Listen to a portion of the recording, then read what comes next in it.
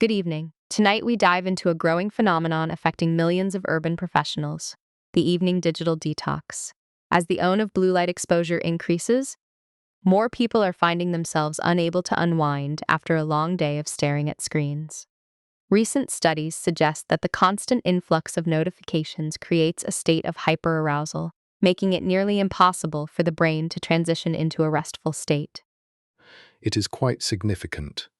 When you scroll through social media right before bed, you are essentially telling your brain that it is time to stay alert, not to sleep.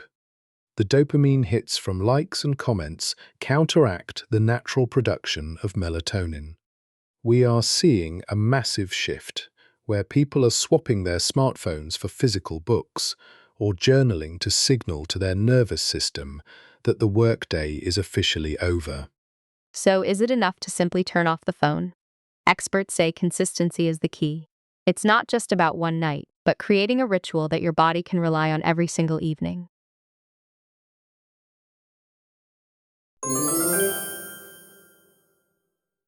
We are here in a modern wellness studio to discuss something we often overlook: our environment.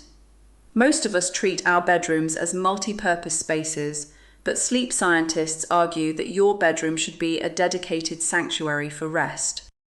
The atmosphere plays a pivotal role in how quickly you fall asleep and the quality of your REM cycles.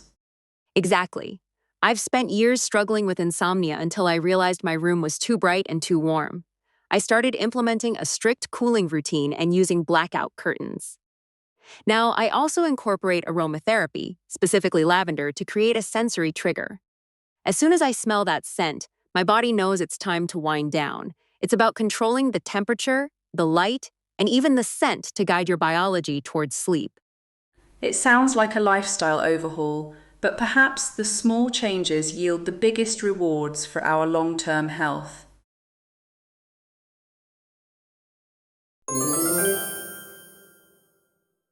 Welcome back to the Mindful Evening. Today, we're exploring why rituals matter. Why do we feel so much better when we follow a specific sequence of events before bed? It turns out it's not just habit, it's psychological conditioning. Precisely. Our brains crave predictability. When you engage in a repetitive, calming routine, perhaps a warm bath followed by light stretching and then meditation, you are creating a safety signal.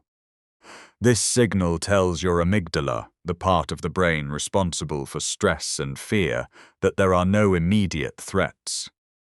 It allows the sympathetic nervous system to step back and the parasympathetic nervous system to take over, which is essential for physiological relaxation. So, by essentially tricking our brain into feeling safe, we can bypass the anxiety that often keeps us awake at night.